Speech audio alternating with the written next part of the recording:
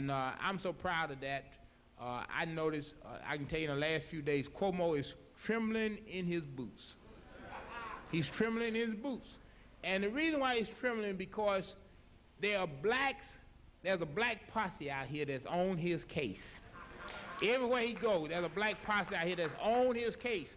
And what bothers him most about that black posse is he don't know anything about the members of that posse. He don't know anything about the members of that posse. And so you are the real leaders. But it's people like Dr. Wilson who can give us great counseling in carrying out our leadership responsibilities.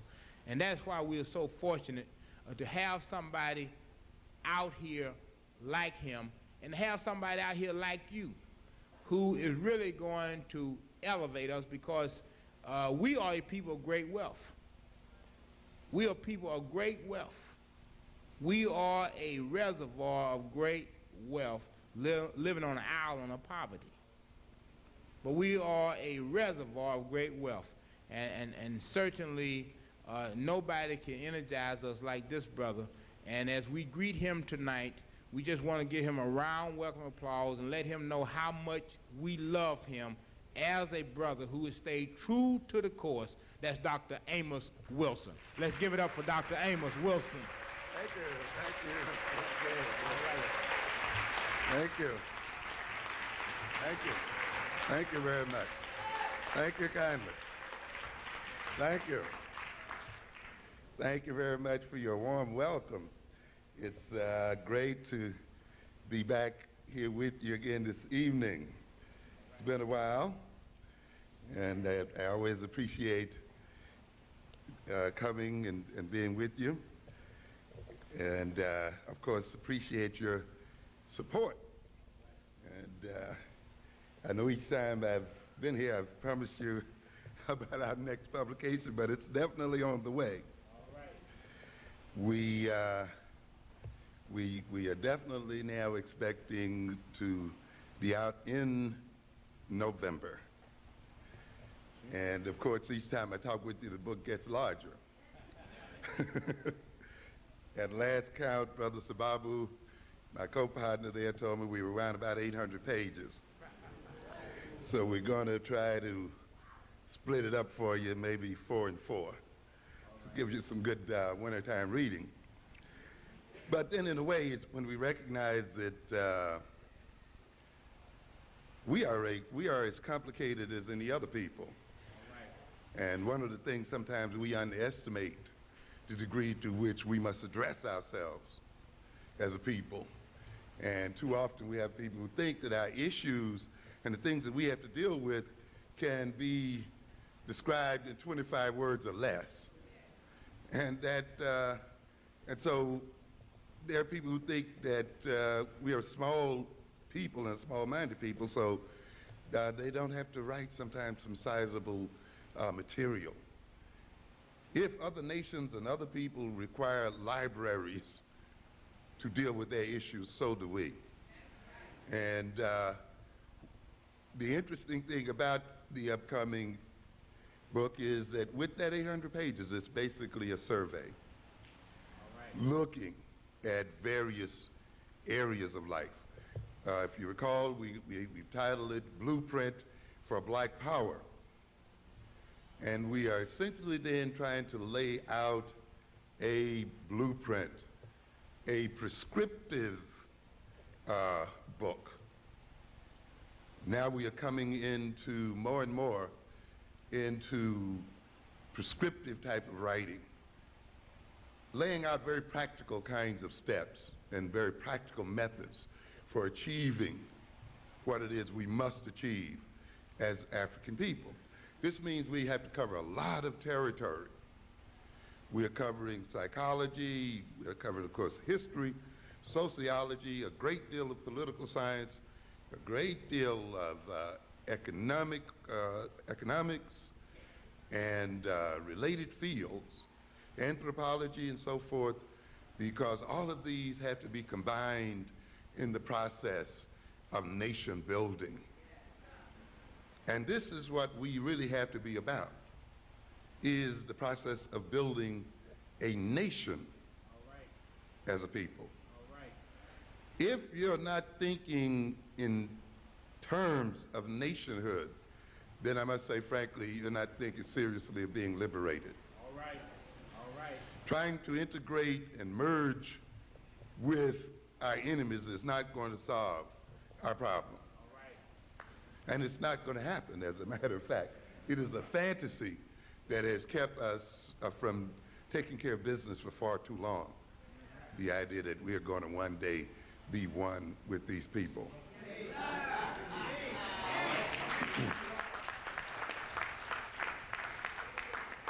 That we're going to merge into invisibility with these white folk.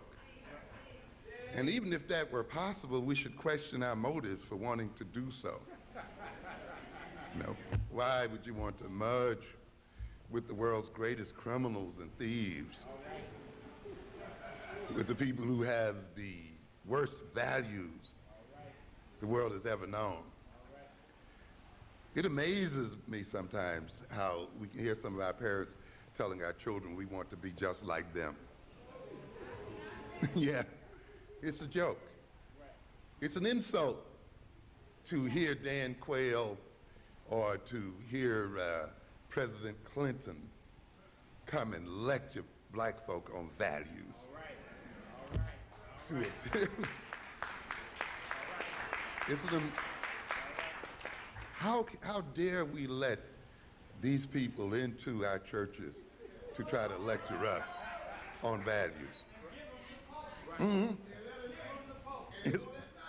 It's an amazing situation to try to talk to us about values, to try to talk to us about population control. Another joke. Yeah. The first thing we think about when people talk about population control is the overproduction of African people. You know, so-called third world people. As I said, we can solve the overpopulation problem quickly if we could reduce the European population drastically. Mm-hmm. Yes, and people, of course, as I tell you, this world has to always be backwards, you see. The ones who need to be reduced most drastically have the world thinking the other way around. Because a good deal of the problem sometimes is not the number of people in the world, but the number of greedy people in the world. Where you have a so-called minority of people who consume the vast majority of the world's resources.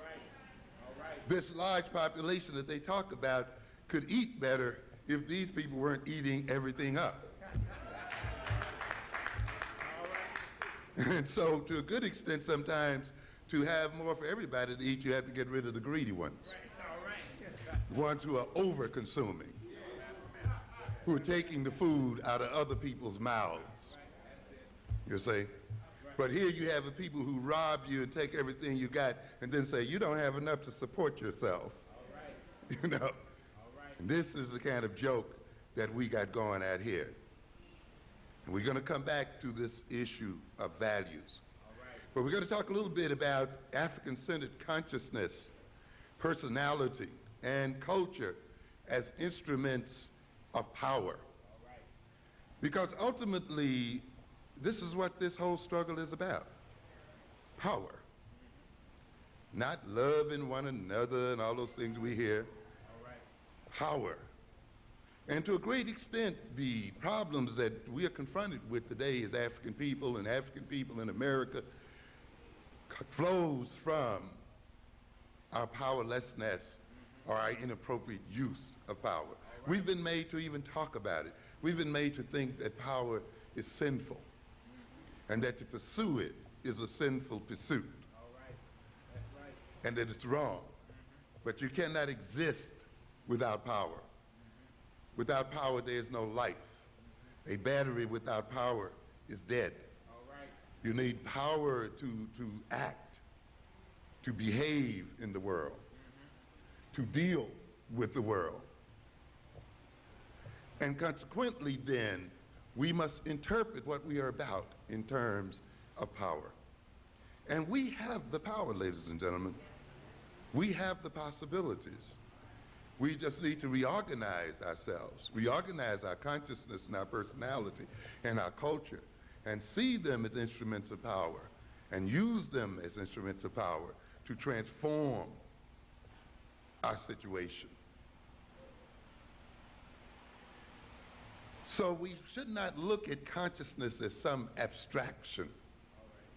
As I often tell people, the most practical thing you can have is a good theory, is a good concept to guide your behavior, to be used as an instrument to measure reality, as an instrument to test reality. A good theory then organizes the world and organizes one's approach to the world. It permits one to be able to evaluate the world in terms of where one wants to go and in terms of what one wants to do. To be without theory then is to approach the world on an ad hoc basis, you know, just to meet it here and there, and to not approach it in a systematic form. To live reactionarily, always reacting to what other people are doing, always being overwhelmed by events and overwhelmed by the future, instead of creating events and creating the future and making the future. See, when one has then a good theory and a good concept, one is able to do that. Consciousness, without human consciousness, there is no world. It is the presence of human consciousness that brings meaning into the world.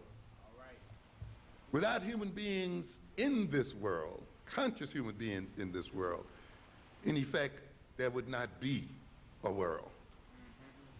We bring the world into being through our consciousness. And through our consciousness, we create the world we live in. Out of the totality of reality, our consciousness cuts out a world that befits itself. In other words, the kind of world you exist in reflects the kind of consciousness that you have. And notice, if you change your consciousness or change your values and orientation, you enter into a different world. You interact with different people. People often that you didn't even know existed in the world. Social situations that you might not have even recognized until you entered into a new level of consciousness. You see people, say, for instance, who become addicted, say, to crack or something, and now enter into a whole world and enter into a whole social system that before they became addicted, they hardly noticed. They didn't know what it was all about. And they picked up new friends and new relations, whole new ways of acting, whole new purposes in life. They lost old friends, broke with old families, and all kinds of things. In other words, the consciousness, that addictive consciousness, brought into the world a new foreground and put other things into the background. Therefore, man's consciousness is a creative act. And the kind of consciousness you have will determine the kind of world you create. And consequently, when you look at the world that we live in, African people, we must recognize to a great extent it is a world of our own creation. It is a world that has been generated by the type of consciousness we've been permitted to be instilled in us as a people. As I told you earlier today on the radio, we talk about the white man as having power. And I want you to recognize that power ultimately has to do with a relationship between people. And that the white man's so-called power is to a great extent based upon the nature of the relationship he has with the black man. We empower him by the nature of our own behavior and attitudes as a people. He cannot be, as I said earlier, what he is unless we are what we are. I'm telling you. To a good extent, To a good extent, the European is our creation. All right. Yes. If we look at our behavior, we will see that to a good extent it is our behavior, our values, our consciousness, the kind of personalities we've established in ourselves, our tastes, our desires and needs that maintains the European in this position. All right. We talk about the civil rights movement and the apartheid system of the South. When blacks decided just to get out of the buses and walk, the system changed. Right. Yeah. When they just stopped sitting behind the white driver, just changing that relationship, changed the nature of power in that system. When they decided then to walk side by side, when they decided to walk abreast and line themselves up, because they had not walked that way before, for the ends before, the relationship changed. When they kept their monies in their pockets, when they sat on those stools and blocked the other people from them, and changed the nature of the interaction between themselves and Europeans, the nature of the system changed. So therefore we have tremendous power. It depends upon how we align ourselves as a people and how we decide to relate to other people in the world, because they cannot have what they have unless we are who we are. And that is why we don't have to spend a great deal of time always appealing to them and analyzing them, because we can better appeal to our own sense of self and our own consciousness. And we waste a lot of time trying to transform them, when through transforming ourselves, they will be transformed automatically.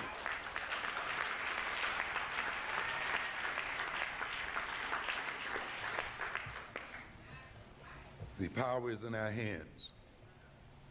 We are not destined to be the servants of white folk. That is not the destiny of black folk. No way. And we have to change this idea, because many of us are still operating on that concept. As I said this morning, many of us go to these schools to become what? Qualified. To work for whom? For them. Why do we assume that they're going to have the jobs for us? Yes. These people are having difficulty making jobs for themselves. The greatest problems that the Europeans are facing today, and the European economies are facing today, is that they are not generating enough jobs for their own people. And even though America is bragging about the millions of jobs it's creating, those jobs are part-time jobs. The bulk of them are part-time jobs, low-wage jobs, and jobs that have little or no future. So when people talk about creating jobs, you got to ask what kind of jobs are being created. That is why, of course, this system is not investing in black education. It no longer needs black people to maintain its employment structure. You see it bringing in people from outside of the nation to be employed. You see it even is hiring in the world itself, in other nations and other places. Already, it has reached the point where its need for black males is pretty much saturated. And it literally then is warehousing us in the jails and prisons and provoking us to kill each other and to destroy each other out here in these streets. And yet we are still organizing the education of our children as if the white man still has jobs waiting for them in multitudes. How different our education would be if we sent our children to school to create jobs for themselves.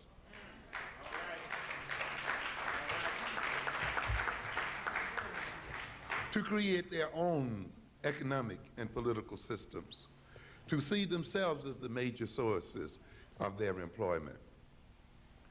As I remarked earlier today while we were in the radio station, I heard something about some people out here protesting for jobs and pushing these other people for jobs. And I asked the question, do we know how many jobs we really create for other people? All right. We are a job-creating people. All right. We don't realize it because we don't think in terms of nation. You see, we saw ourselves as a nation, we could see that we create jobs like any other nation. All right. I mentioned that today. How many jobs are created by black music? All right. Yeah, look at the whole structure of the music industry. From promoters to manufacturers of the records and the tapes and what have you, to the whole entertainment field, to the sellers of music in the stores, you know what we say, the Tower Records and the other great sellers of records and music and so forth, advertising that uses our music and all these things. How many thousands of jobs are we creating as people? We're creating them, but they have them. You see? We sing the music, they sell it. We sing the music, they market it. We sing the music, they promote it, you see. We sing the music, they produce great conglomerates like Sony, CBS Music, creating all kinds of jobs. We're creating tremendous jobs for a lot of people. How many jobs do we create just buying from Koreans? Buying from other ethnic groups out here? How many people are we creating employment for in terms of our spending habits as a people and our consumption habits as a people? How many jobs are we creating going to jail? We're creating all kinds of jobs and wealth. And we must come to understand this. We are creating these jobs, and yet we are begging for jobs. This means that in somewhere our consciousness has been impaired. We are begging for what we are making already. And we cannot use our own creations as a source of our own wealth. I told you earlier today that the Creator could not have intended for us as African people to be a poor people if the Creator implanted in our soils all the wealth that was planted there. We talk about the minerals and the oil and the gold and the this and the that that's implanted in African soil. So it seems as if the Creator blessed us from the very beginning with wealth and possibility. Therefore, for us to be going hungry over this wealth and to be starving in the midst of it and to be perceived as a dependent, indebted people while our wealth is being shipped out to other people, we're actually selling a lot of it for pennies and nickels and dimes and less, means that there is something wrong with our consciousness. Because ultimately, ladies and gentlemen, we've said what? That the wealth of a people is ultimately not in their land. But where is it? It's in the mind. The wealth of man is in his mind, in his consciousness. You got to look at it. And we mentioned the example of Japan. No mineral wealth to speak of whatsoever. Nothing at all. A nation, by the way, which is totally dependent. Of course, we get things backwards, don't we? We see ourselves as depending on Europeans when the reality is the other way around.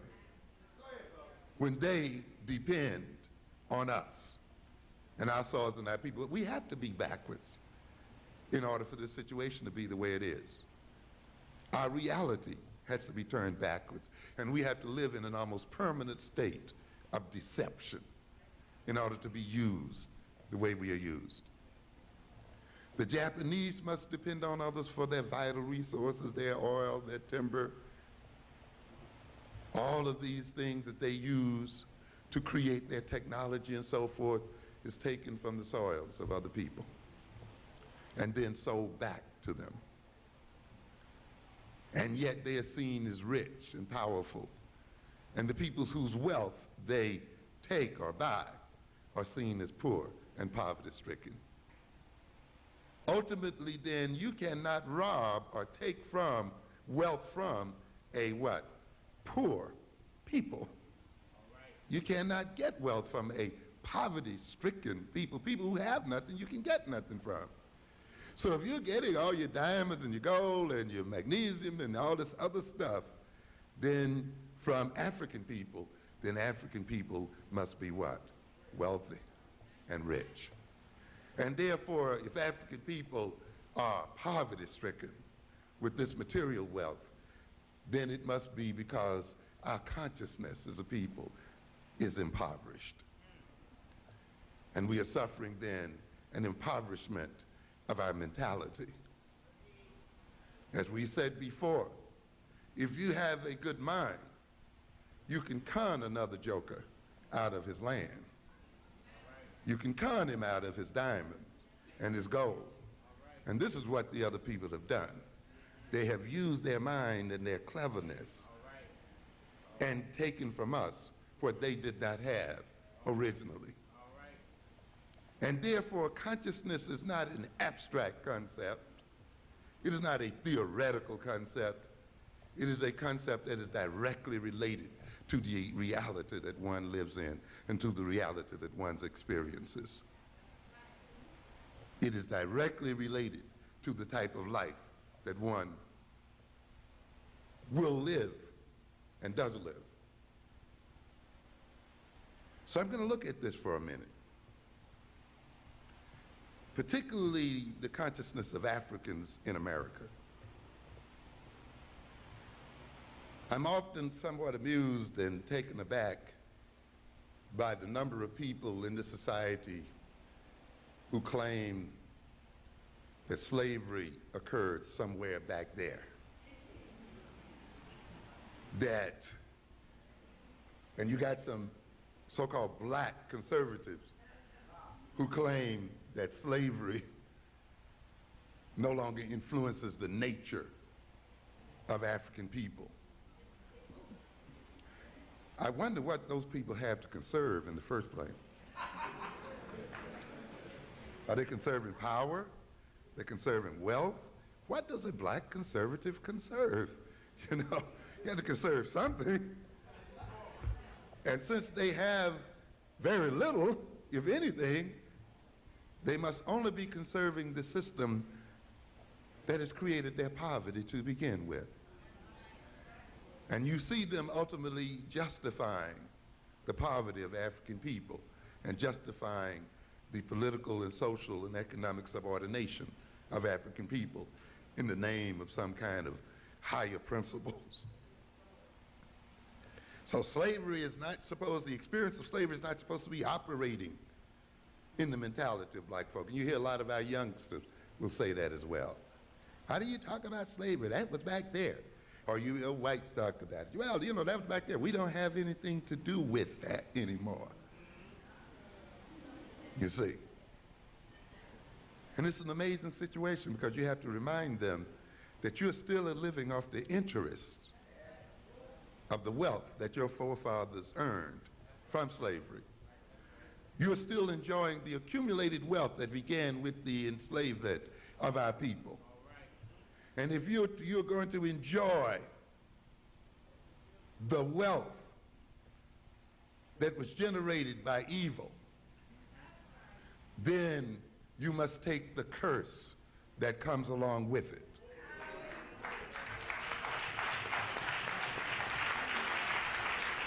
And therefore, even though you personally had nothing to do with it, but because you have received stolen goods, you must pay the price as well.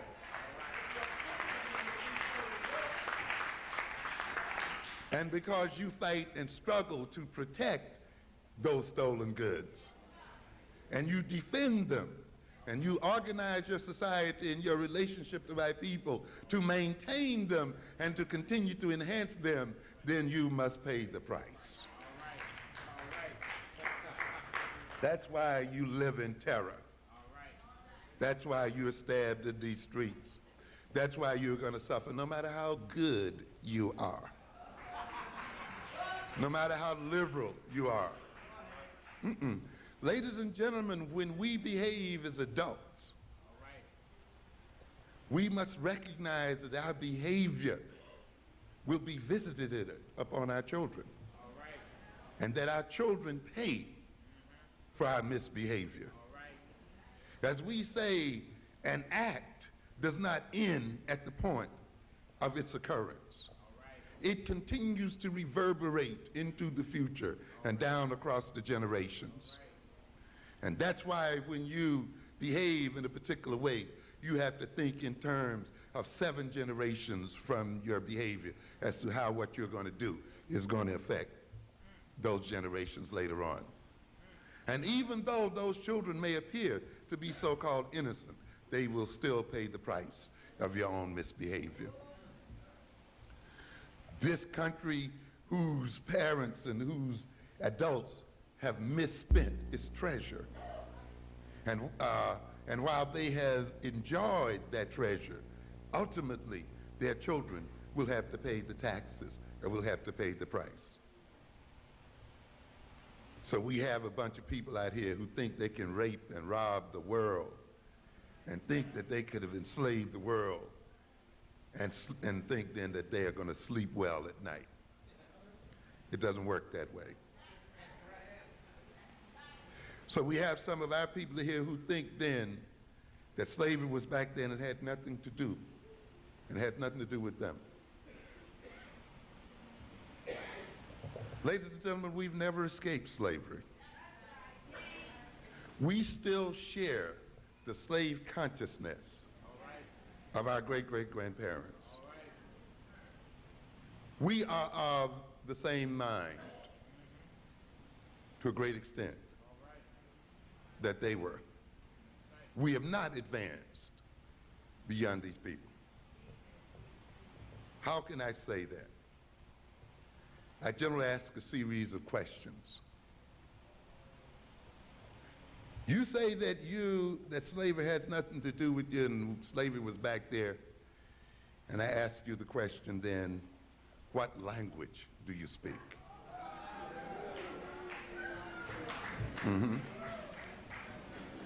When did you learn that language?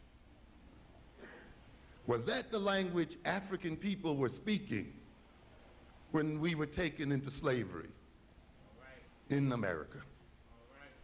In other words, the language we speak at this moment is what? A slave language. The language that our slave ancestors were forced to learn. And we still speak it, and you can still hear the pidgin, the Creole, and the other kinds of stuff in our language right at this moment that they had to go through. That language, with its words defined by history and by an experience, is the language we use today to guide our behavior. It's the language we use today to talk to ourselves. It's the language we use today to learn about ourselves and to learn about the world. It's the language today we use to try to understand ourselves. Is there no wonder then that we are still confused? So we have not escaped slavery because we are still using a slave language, and we speak the language of slaves. What kind of food do you eat? You say soul food? Was that the food of African people? Slave food. The food that we find most satisfying, the food that we find that sticks to our ribs, the food that we call down home, a food that we learn to eat in the quarters. And yet we dare say that we have escaped slavery, that we have nothing to do with those people back there, that was back there. When our whole very social life and social relationships, our very definition of ourselves as a people, our very attempt to commune with ourselves is mediated by the food of slaves. Understand what I'm trying to get at? And how can you say that you exist in a different consciousness from another people? What kind of uniforms are we wearing? Huh? What kind of clothes are we wearing? Were these the clothes of African people? Huh? This is what we got to look at. Yes. What is this to say then that we've escaped slavery? What kind of names do we respond to?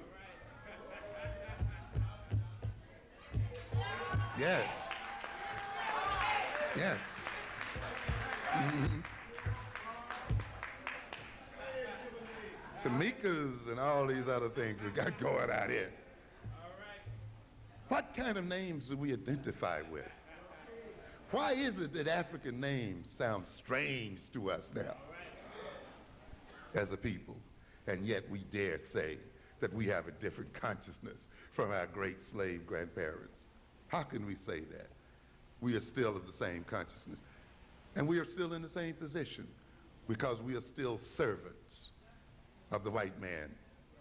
And our reason for being in America is to serve white folk and to generate wealth for them. And there has been no change at all in terms of our relationship to these people.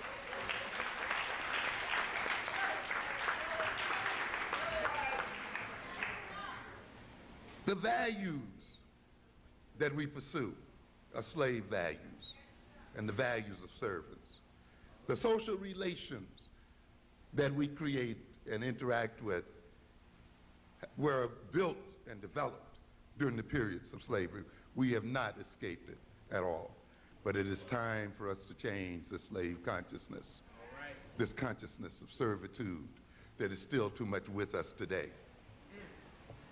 And ultimately, we ask the question that's closest to home for a lot of people.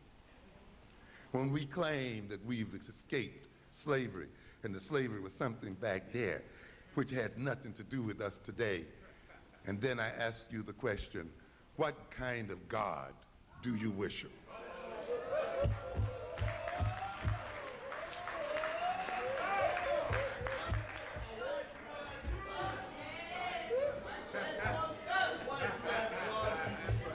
What's the name of it? Who taught you to praise him? Was this the God you were praying to before you were brought to these shores? Was this the religion you had before you were brought to these shores? Can you name one African God? How can you then, who define yourself, the very essence of yourself and the very essence of your soul, and organize the very nature of your life here on earth, based on a God handed to us by our slave masters, claim that you have no slave consciousness and are not related to slavery? In other words, then, ladies and gentlemen, we are not Africans. We are possessed by spirits and demons.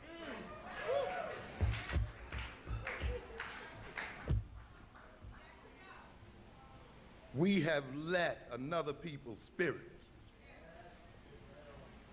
take possession of our bodies and take possession of our minds. When we speak, it is not with our African voice.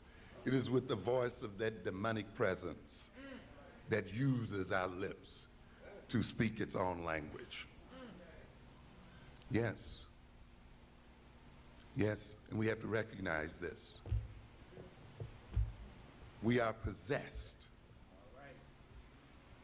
And if we are to transform ourselves and to transform the nature of our relationship with those who are our masters, we must engage in an exorcism and clear the devils out of our minds.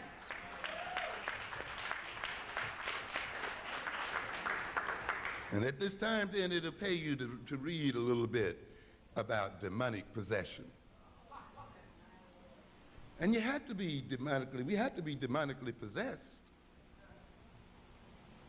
Because if we talk about black-on-black violence, self-defeating behavior, self-destructive behavior, then we could not be possessed by a beautiful and wonderful God. We must be possessed by a demon. It's interesting to look at the literature on possession. We have a couple of types of possession. One is called a somnambulistic possession. Somnambulistic. Soma, in this instance, having to do with sleep. You hear it in the word somanex. You know, ambulistic, to move around. Ambulatory, right? So we're talking about people who are what? Sleepwalking. They're not awake, but they're walking around.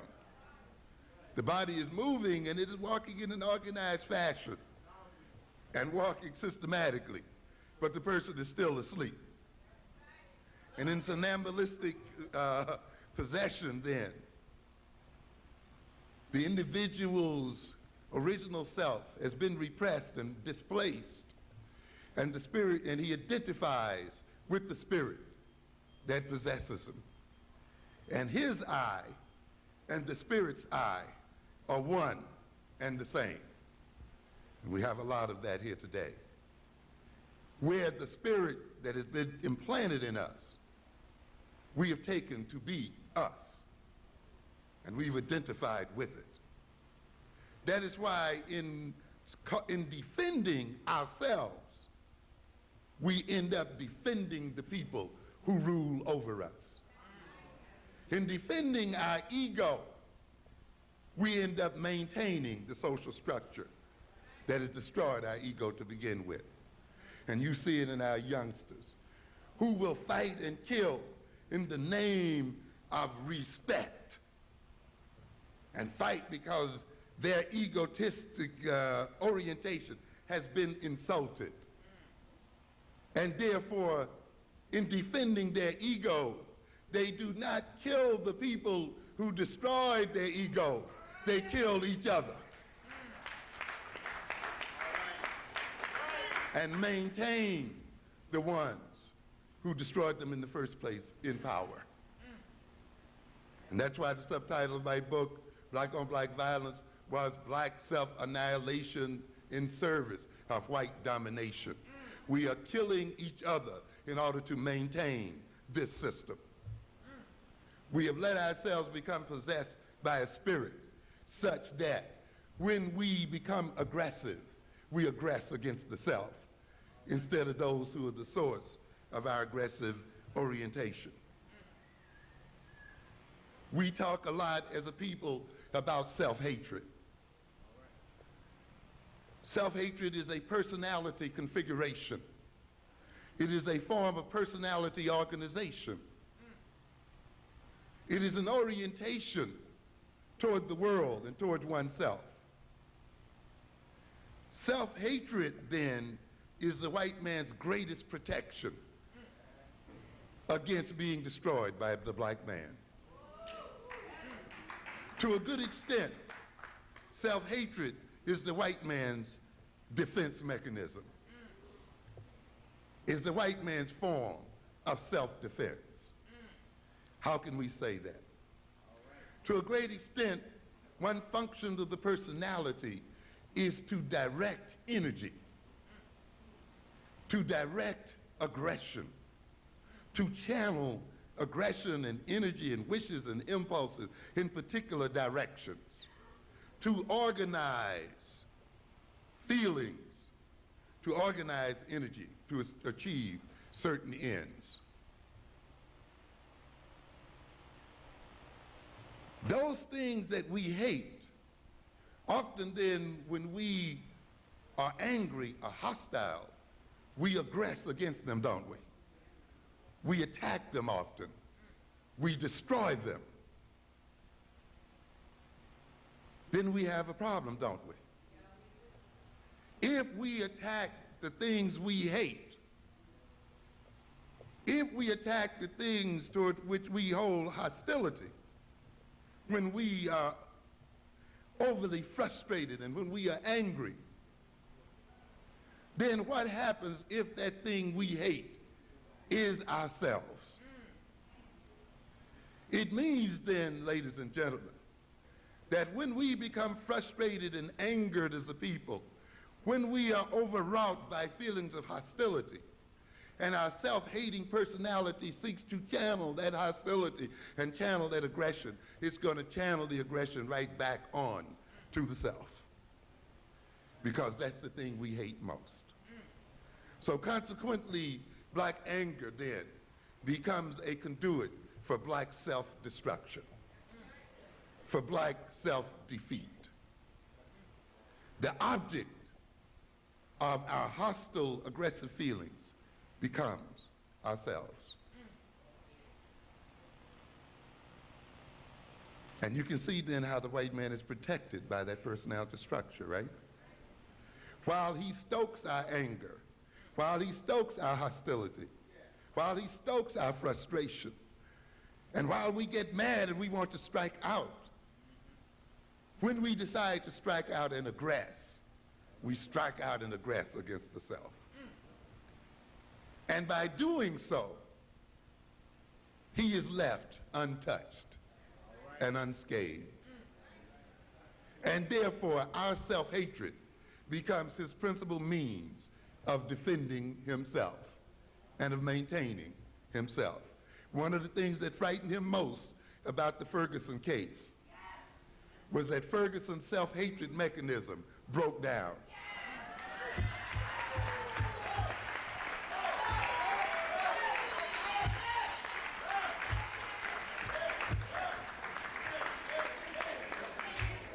Unlike many deaf, dumb, and blind Negroes, he knew who his enemies were.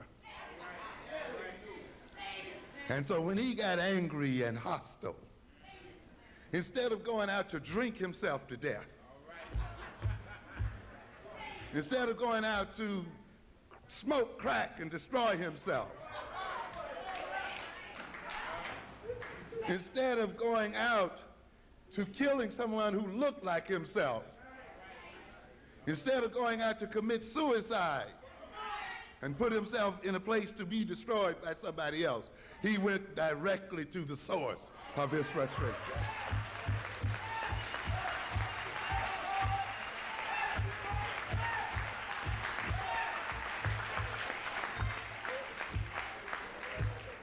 And this is what frightened those people. They were wondering, how many more are there like that? And are they increasing? Yes. So you can see why the seed of self-hatred is planted in the minds of the black man. We spend a lot of time about what it does to us, but we got to look at it because I've told you before, every maladaptive characteristic in the black psyche is there for white folk. And it's not purely there because they hate you, or they misunderstand you, or they don't know who you were and what you're. It has nothing to do with all of that. I tell people, when you analyze the so-called aberrations in the black personality, you must always ask the question, what are their social functions and roles? Who benefits from this aberration in the black man's mind? What is the social and political and economic benefits, and for whom? Who gains from this particular orientation in our minds? And then you begin to see why it's there and what its function is. And so every complaint we have about ourselves has a political, economic, and social intent beneficial to white folk and detrimental to ourselves. And that means then, somewhere along the way, we became possessed by these orientations, and they were implanted in our personalities.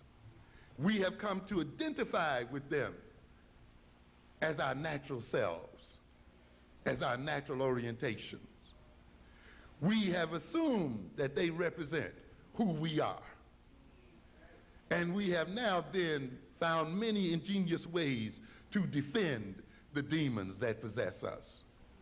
And ultimately then, those demons destroy us and have us destroy others like ourselves. There's another form of possession we call lucid possession. In this sense, the person at least has a sense of self, and they have the sense that there's another spirit in them. And they struggle with that spirit, sometimes losing the battle every now and then. They become obsessed with their struggle with the spirit, and in a sense then are disenabled by that struggle. So some of us are in that state. We're not quite satisfied with the identity we have. We know somehow that there's a deeper African self in us. We're also aware that there's a Eurocentrically implanted demon in us, and we wrestle with it daily. There's another type of possession we talk about here, and that's spontaneous. What has sort of occurred spontaneously against our will. This is in contrast to one we talk about as artificial, one deliberately created. What do we mean by that? When we go into a particular social setting, such as a church or such as a rock concert or the like, and we go through a set of rituals and behavior, we go there and go through these behaviors and rituals and songs and dance as a mean of deliberately being possessed by what? The Spirit. And having our bodies taken over and being possessed, and then we say, we feel what? The Spirit. We feel the Spirit living within us. And so consequently, much of our life is about provoking, through artificial means, spirits which take over us and assume control of our behavior. Latent possession means when we are possessed and we don't even know that we are possessed. And I think that defines a lot of us. We're not even aware, and those are the hardest ones to break through because they don't sense any kind of split within the personality. They and their possessing spirit are one and the same. And when you try to exorcise their possessive spirit, they feel as if you are attacking them personally. And in defending their person, they defend the spirit that possesses them. Let's be a little more concrete, and I want to just give you an example of what I mean by this. You know, and in the literature, we talk about these spirits as what we call the incubi and the succubi.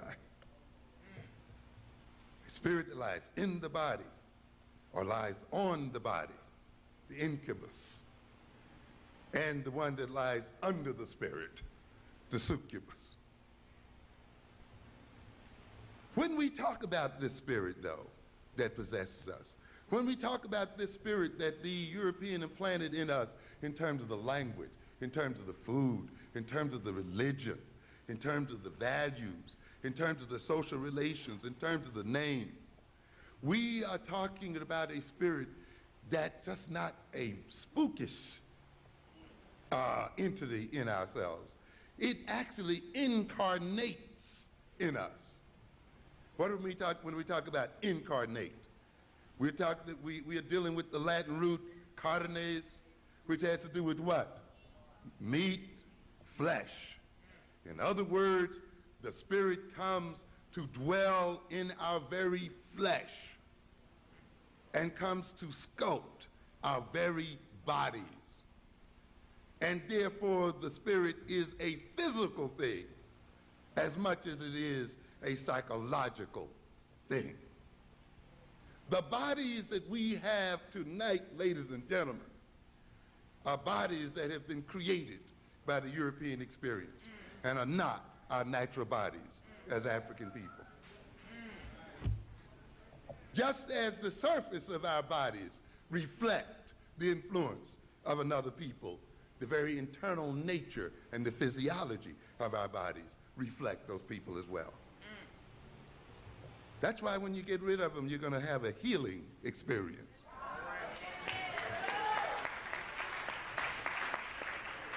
And your whole body will change. I've read some of this before, but let me read it again, I think, in this context. This is most dramatic, and the things I'm talking about are most dramatic when we study the so-called multiple personality. And let me read you a description here that was printed in the Times.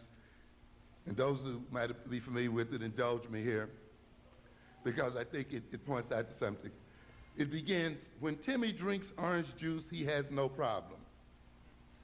But Timmy's just one of close to a dozen personalities who alternate control over a patient with multiple personality disorder.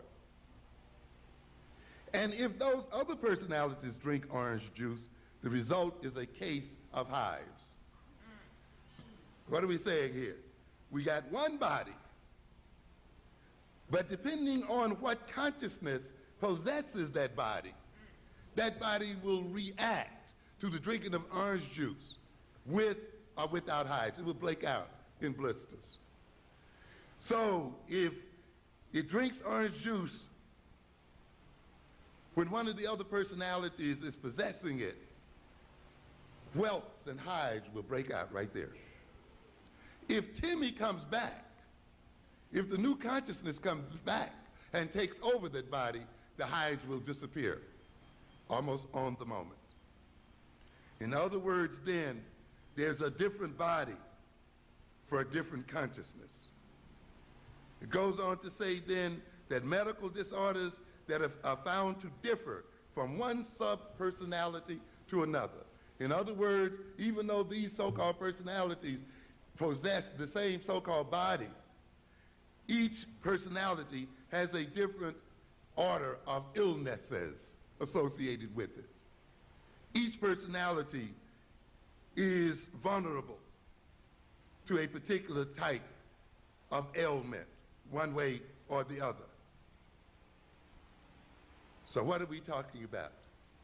We are saying that each consciousness, which is represented by each personality, creates its own body, creates its own physiology, and thereby creates its own vulnerability to various ailments and so forth. You see, you get people in medical school who try to teach you that disease only occurs as a result of some kind of viral syndrome or some kind of entry into the body of some bacteria, other thing, and certainly that is a part of it, and certainly there's reality there. But the body must interact with the viruses and must interact with the disease entity. And this is what we talk about when we talk about the immune system. That health is not necessarily the absence of the disease, but the capacity of the body to resist the disease, to stand up against the disease. And so consequently then, when these bodies are taken over by different personalities, these personalities apparently change the nature of the immune system of those bodies, making them vulnerable to diseases when one personality is present and not so when another is present. Which means, ladies and gentlemen, then, that the nature of the consciousness which possesses us as persons will to a degree determine the illnesses to which we are vulnerable as a person and as people. And a lot of the illnesses, physical and other diseases that we suffer then, are mediated by the nature of the consciousness that we've permitted to possess us as a people. So to a great extent, the defeat of disease, the maintaining of health, must not only be pursued in terms of discovering new drugs and these kinds of things, but must involve self-discovery and self-knowledge. It goes on to state that in people with multiple personalities, there is a strong psychological separation between each sub-personality. Each will have his own name and age. Does that strike a bell? What did we say earlier? To what names do we respond?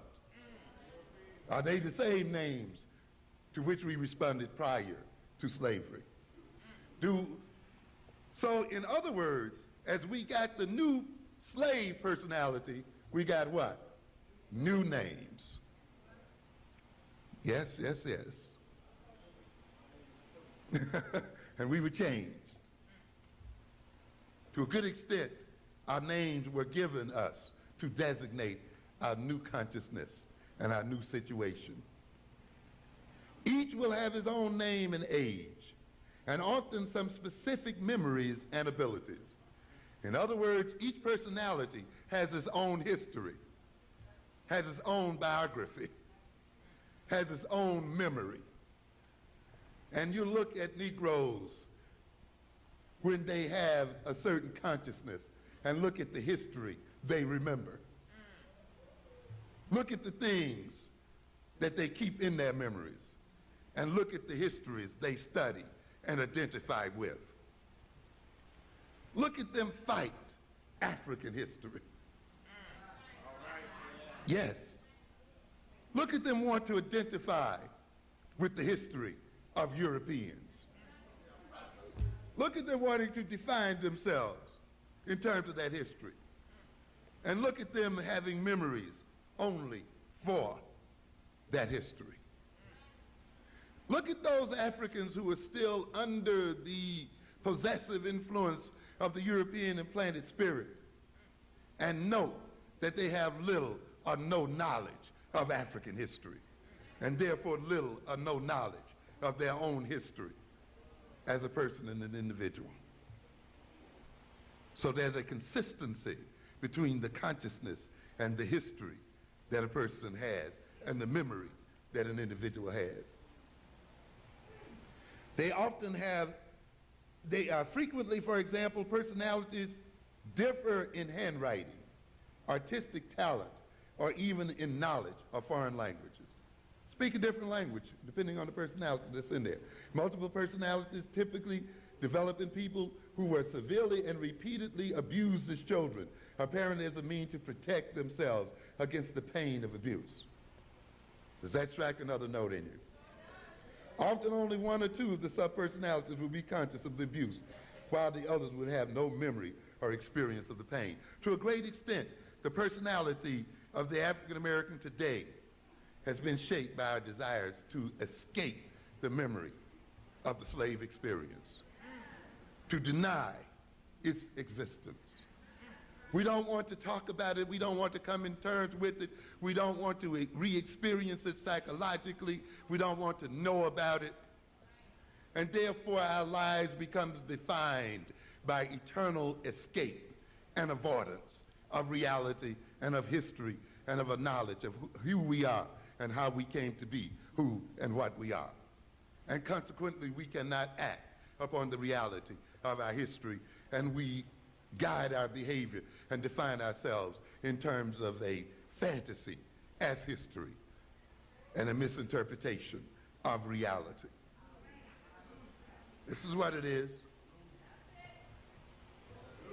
Yes. How did we get this religion we talked about earlier?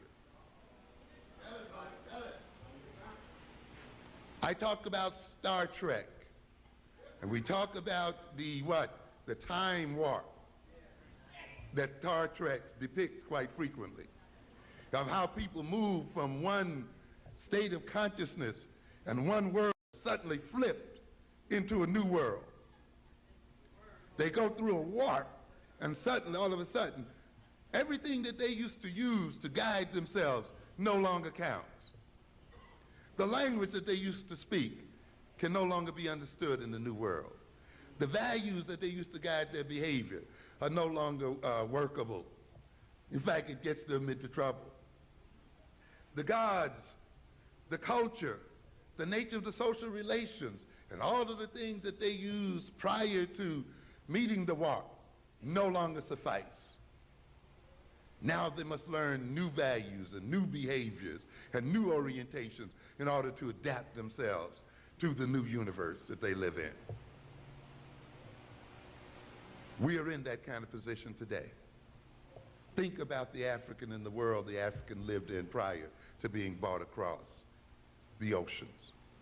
Think about the gods we praised. Think about the organization of our societies.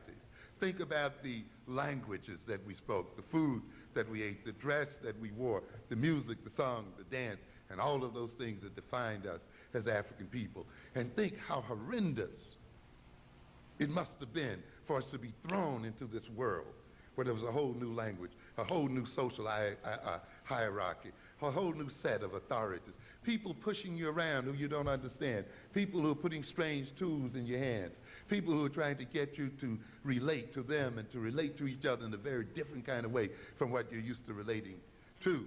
Think about the stress and the confusion, and think about the abuse. Think about the horror of that situation our parents and great-grandparents were put in. And there was somebody that said then, if you pray to this God, if you talk this way, if you dress this way, if you relate this way, you'll get a greater sense of security. Your anxiety will be reduced. You will feel good, and you'll be able to withstand the pain of your existence. And the God then that I'm going to hand you is one that I have created for you. And a theology that comes with it is one that I have created so that you will continue to serve me as you continue to serve it. And we come to believe in the veracity of that God and that religion. Why? Because we feel so secure when we follow it. And we feel so relieved when we follow it. And yet we wonder why, despite all of our prayers, despite all of our devotion, we still suffer the way we do. I often ask the question, why is it that the people who pray the most have the most of their children in the jails of America today? Who shout and kick over the benches and so forth, are filling up the prisons and have the children killing each other and addicted out here in these streets. There must be a problem here, ladies and gentlemen. We must reorient ourselves to our religion. We must reorient ourselves to our gods, because apparently we don't have the appropriate orientation. Because as that book you read says, you can tell a tree by what? The fruit it bears. And therefore, if it bears bitter fruit, or if it bears no fruit at all, the God you worship says it is but fit to be hewn down and thrown into the flame and consumed. Read your own Bible. It gives you a very practical measure as to whether the religion you're pursuing is an appropriate one. And that measure says, look at the fruit that it bears.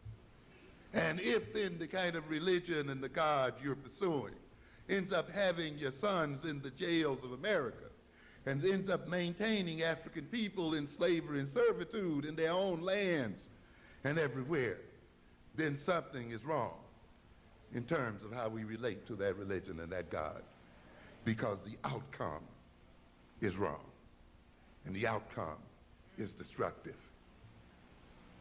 And it's because we don't want to confront the abuse that we went through and deal with.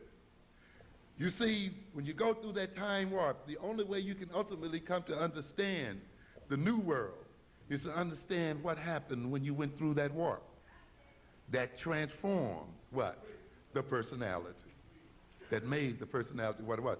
And I find that interesting when further over, when I read here of what happens when the personality moves from one personality to another, when the body is possessed by one personality and that personality is displaced and another one comes in.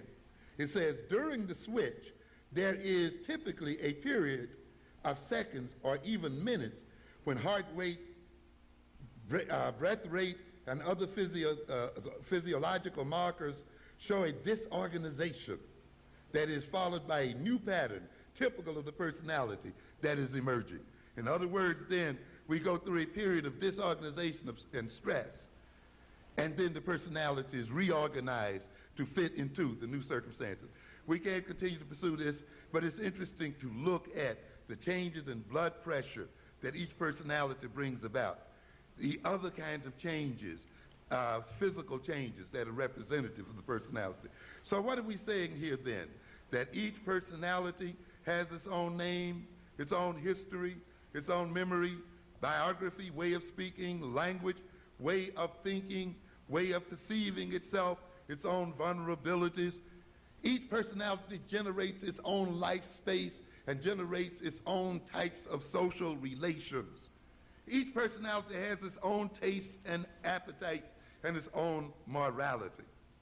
So to a great extent then, if we look at the problems and issues that confront us today as African people and see those issues in terms of the consciousness, we would recognize that we must rid ourselves of the consciousness that has been implanted in us by our European masters. One other thing I want to bring about in this situation, we notice that if you engage people in behavior therapy and you scan their brains and look at how their brains metabolize energy, there's a relationship between the areas of the brain that are rapidly using energy and the type of mental activity a person is undergoing and the type of physical behavioral activity the person is undergoing. Each personality, each type of orientation has a blueprint in the brain in terms of the various areas of the brain that are functionally relating one to the other. And it's interesting to note, for instance, if we look at something called the obsessive-compulsive personality, the person who cannot stop repeating a particular behavior, no matter how irrational it may be, the person who must wash their hands every 30 minutes, even if they are not dirty, but who are compelled to the point that they wash their hands to the point of rawness because they cannot stop, is this kind of person. The person who is absorbed by a particular type of image, by a particular kind of thought or orientation that they cannot get out of their minds. This is what we were talking about. We were talking about the obsessive-compulsive personality, a rigid, repetitive personality. We note then, if you scan the brains of these personalities, that certain areas in their brain are intensely active. For instance, we talk about their frontal lobes, the so-called orbital lobe of the brain, the orbital cortex of the brain, the part of the cortex that is above the eyes, the part of the cortex that concerns itself with intentionality and purpose and direction and motivation, and the connection of that cortex to the lower brain, to the what we call the caudate nucleus, that part of the lower brain that deals with repetitive behavior, that deals with monitoring, that deals with modulating behavior, that deals with, in its connection with the hypothalamus and with the thalamus, with senses, with the distribution of the senses, and with organizing the senses. When we look then at the compulsive personality, we notice that these areas are intensely active, and active in a way that they maintain the symptoms of that personality. It has been shown then that when these people take a drug such as Prozac, the intensity of and they respond to them in a way that their symptoms are relieved, the intensity of the interaction between these three brain areas is decreased or delinked. It has also been noted then that you can put these same types of people through behavior therapy. That is, by changing the nature of the social relationship between the therapist and the patient, changing the nature of the rewards and punishments that the patient undergoes in an effort to change the patient's behavior, by changing the way the patient thinks about what is in their mind, thinks about the problems that they're in. And when you can successfully then reduce the symptoms of the compulsive disorder through this social conditioning, we note too the same kinds of physiological brain changes that occurs with the intake of the drug occurs with the intake of social training. Now, what are we saying then? Yes, that too, but what we're saying ultimately then is that the nature of the consciousness and the nature of the experience of the individual physically transforms the brain and physically transforms the way the brain operates. And therefore, when we talk about consciousness, we're talking about something that is real. We're talking about something that transforms both the psyche and the body. One of the things that you note when the individual is possessed, that the facial muscles change and that the body itself changes in a way that it literally incarnates and represents the nature of the spirit that is possessing the individual. So to a good extent, if you're in certain religions, you can tell what particular spirit is possessing the person by the very nature of the behavior that the individual is exhibiting and the very shape of their very physiological body and their face. In other words, ladies and gentlemen, once we get the spirits of these demons that the Europeans have implanted in our bodies, our faces and our bodies themselves will be transformed. To a great extent then, a lot of the way we look and a lot of the way we have organized ourselves physically is a result of the type of consciousness that we have. To a great extent, and I will begin to wrap it up here, to a great extent, the kind of consciousness that inhabits us reflects the kind of culture that we live in,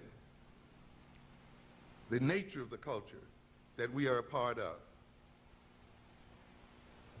Recognize, ladies and gentlemen, that culture cannot exist outside of our minds and of our bodies.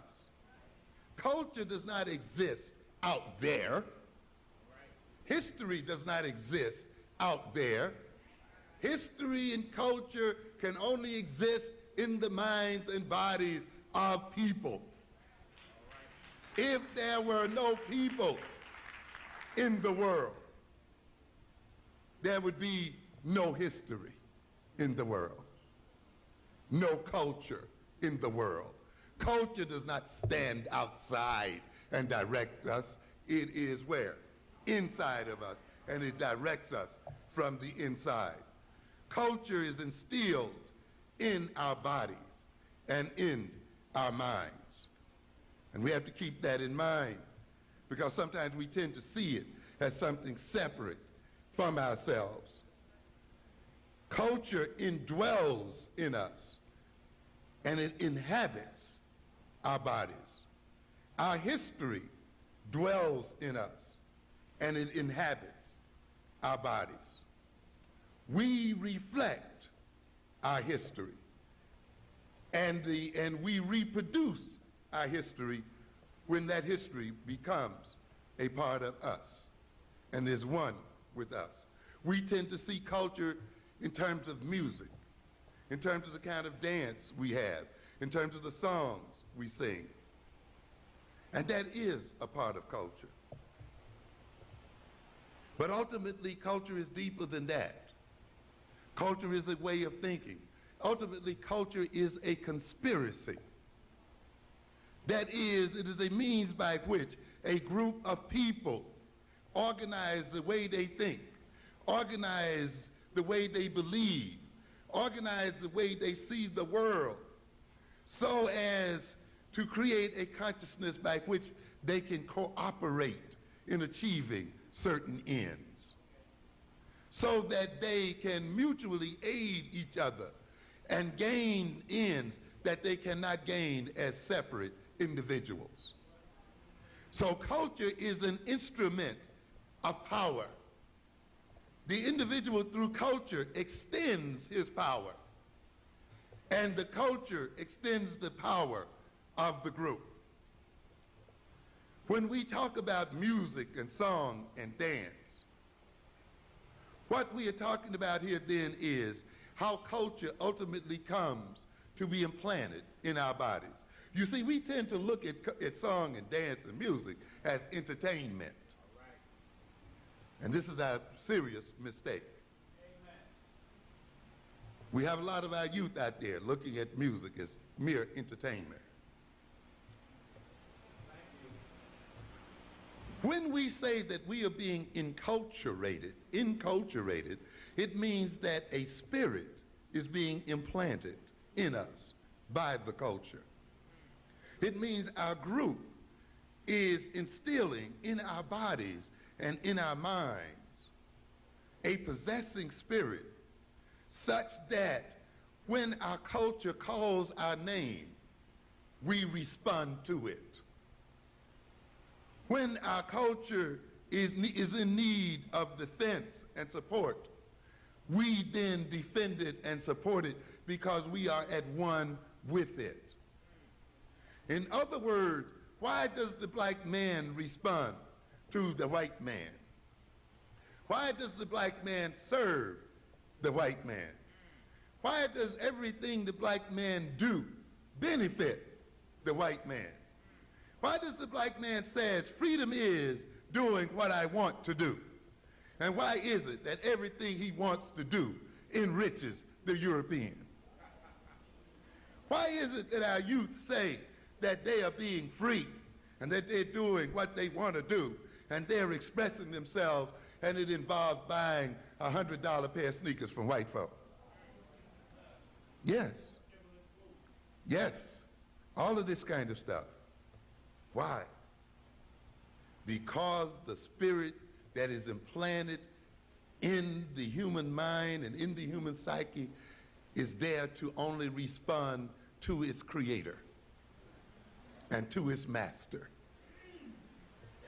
And therefore, when you let another people generate a spirit in you, when you let another people generate certain values in you, when you let another people generate a certain generate a certain reality for you, when you let another people let you see yourself in a particular sort of way and see your own people in a particular sort of way, they have implanted a spirit, and that spirit has been created by them, and that spirit only responds to them. And it only responds to them in terms of furthering their interests and working against the interests of the body it possesses. And this is why there's that self-destructive spirit in us. Because the demon that possesses a body is not there for that body. It is there for the creator that placed it there. And if necessary to obey its creator, it destroys that body. It will destroy the body it inhabits. The taste that that spirit has will be taste that can only be satisfied by buying from its master creator. The values that that spirit wishes to satisfy and realize can only be realized by going through the aegis of the master that created it. That is why every value and every taste and every desire and every need that provokes us, every one of these things that we seek to desire, ends up having us going through white folk. And that's why we think we need them. And every time we satisfy them, they in some way benefit in our seeking satisfaction. Because of the demon that we call ourselves is answering to the call of its master. So a culture creates its own possessing spirits and enculturates and inculcates those spirits into the bodies of its members, so that those members, in defending their own egos, in defending their own interests, in defending what they perceive as their own needs, in satisfying their own taste, in satisfying their own values, satisfy the needs of the culture, enrich the culture, empower the culture, defend the culture, advance the interests of the culture. And how then does the culture implant its spirit into its members? It does it in a very strong and primordial way. It uses vehicles. And one of the major vehicles that's used is music, rhythm, song, dance. A culture involves people moving what? Together, in tandem, in rhythm. It involves them having the same temporal sense, the same kind of time clock, so that they can move in synchrony, one with the other. And music is about synchrony. Poetry is about synchrony. Song is about synchrony. Music is about symbols. And you see, ultimately, it is through symbols that you evoke behavior from people. So when a culture creates symbols, those symbols are designed to evoke particular types of reactions and feelings and moods in its members. And a culture establishes the potency of those symbols through ritual, through song, and through dance. And one of the best ways then to inculcate cultural values, a cultural spirit, is through entertainment. Is while the members are being entertained, while they are feeling good, the song is carrying the cultural values into the mind and into the body. The lyrics that represent the cultural interest, the lyrics that represent cultural values, are being carried on the vehicle of the music, carried through the vehicle of the poetry. The togetherness, the cooperativeness, the mutual movement together and the synchrony of the culture is being entrained through the music and through the rhythm of the dance. Therefore, you see, when you let another people take over your music, when you let another people take over your dance and attach their content to it, they will use your own music and your own dance and your own rap lyrics and your own poetry and your own cultural symbols to carry their message into your body and into your mind, such that you can only respond then to their beck and call and to their wishes. And you see then, yes, you see then that they get you to buy those sneakers and they get you to buy all of those things by what? Associating them with your what? Your music, with your cultural symbols, you see, with your poetry, with your rhythms. And so they attach their content to our rhythm, their content to our song. Yes. But in a way, they take our own instruments and turn them against the self. Notice how quickly, when one of our youngsters was rhyming, "kill the police," that kind of content was washed right out immediately. Yes. But what wash out occurs when they sing about shooting each other with their Glocks and the other things? When their contents of self-destructiveness ride on the rhythm of their song and of their dance. And when the symbols are loaded then with self-destructive elements and content. So what are we saying here then? That enculturation is the process of building in responsivity and ultimately responsibility, the ability to respond to a particular call. And we then have appropriately enculturated ourselves when we can respond to our own culture and to our own values and to our own needs. One other thing here then, as we rapidly bring these things to a close, we have to look at personality in this light as well. We think our personality is ours. You must recognize, ladies and gentlemen, that the human being is a social animal. We exist in society. We exist in groups. We are born dependent, not independent. We have long periods of dependency. And it is the social relationship between ourselves and our mothers and ourselves and our group that protects us during our long periods of dependency. And in a sense, we never quite get over our dependency and need for one another. And so consequently, we are social animals, and we must then respond to social situations. Our personalities, because they may be our personality, does not mean that they are not inculcated with a social spirit, and they are not designed for a social end. In other words, the individual exists for the social unit, not for himself. We see individuality as something that is just for ourselves. Why are we individuals?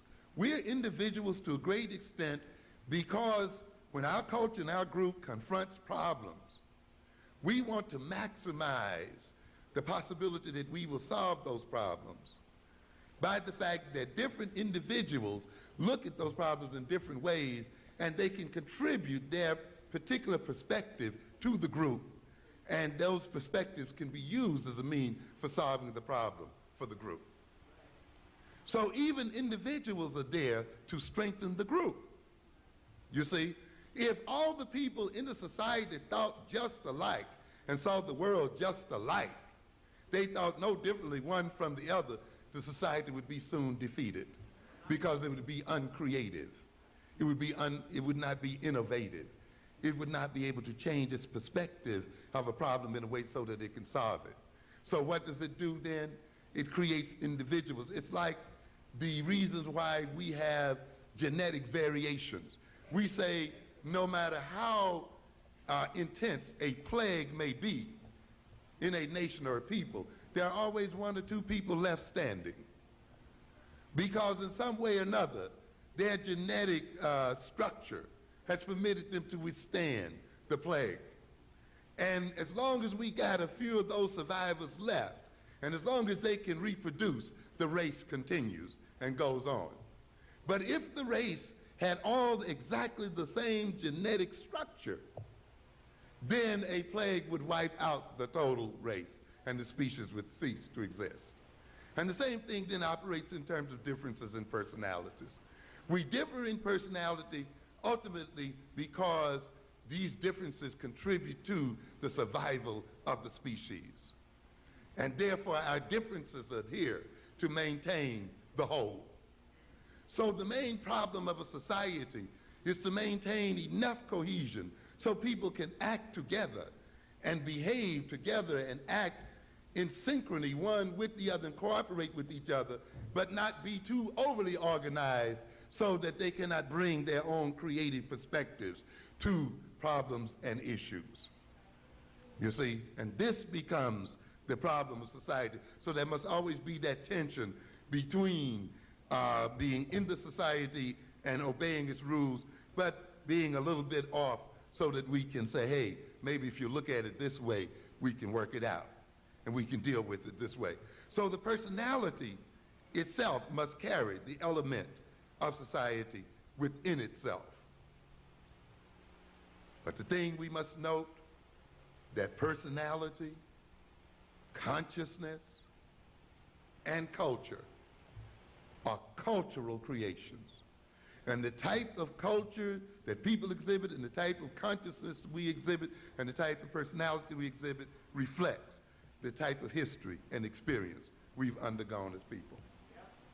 When you let another people then be the determiner of your history and experience, they then become the determiners of your consciousness, of your personality, and of your culture. Ultimately, we must recognize that we use consciousness to deal with the world. Culture is an adaptive tool. It's an instrument by which we deal with reality, by which we adapt to reality, and by which we adapt reality to ourselves. The kind of consciousness we have will determine how we deal with reality. Consciousness then will, in the fact that it determines how we are going to deal with reality, how we change reality, then is a power. Because ultimately, power is about enabling something to take place. The ability to do something, the ability to change something, the ability to adapt, the ability to defend oneself, the ability to change oneself in order to solve a problem. This is what culture is about. Culture is not static. Culture is not stuck in one place. Culture itself must reconstruct itself if the system in which it exists is reconstructed and rearranged. That is why some of us get in trouble, because we want to find an African culture stuck somewhere back in the 13th century and want to apply it to ourselves at this point in a different context. African culture is not a culture stuck in place and time. African culture is constantly changing and evolving because the context in which African people live changes and evolves. What makes it African culture is that it operates in the interest of African people. It is designed to advance African people. And therefore, the consciousness must be measured in terms of the degree to which it maintains our survival and advances our interests and puts us at the center of our concerns and at the center of our purposes. When then we talk about black culture, make sure we're not talking about a reactionary culture, a culture that has been generated by our reaction to our abuse by white folk and to our control and domination of white folk. Because it's a good part of what we call black culture that we need to exorcise from our psyches so that we can evolve a culture, and an African-centered culture, to advance our interests as a people. Another very important aspect then of consciousness is what we call values.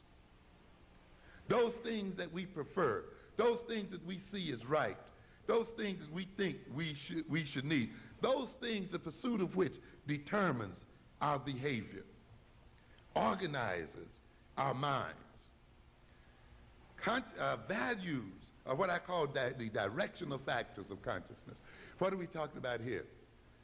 When you value something, and that value is implanted in your brain, the brain calls forth all of its resources, all of the contents that it has, the knowledge it has available to it, the behavioral skills it has available to it, the cognitive skills, the thinking skills and things like that that it has available to it, and organizes those things and relates those things one to each other in such a way that the value can be achieved. When we then think about something that we value and we want to realize something that we value, we consciously or unconsciously assess our minds and say, do I have the relevant knowledge? Do I have the relevant skills? Do I have the relevant thinking and cognitive skills so that we can organize these knowledge and skills in a way that we can achieve those values? If we believe we have those skills, if we believe we have the contents, if we appropriately organize those contents through thought, then we pursue those values. And chances are we may realize those values. If though we have those values,